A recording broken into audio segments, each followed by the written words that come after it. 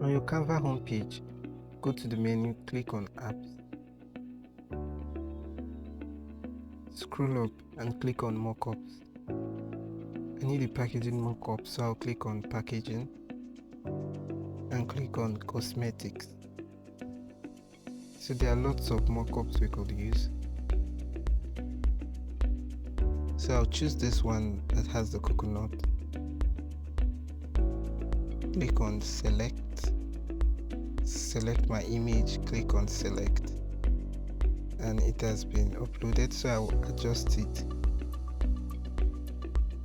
until it fits the frame.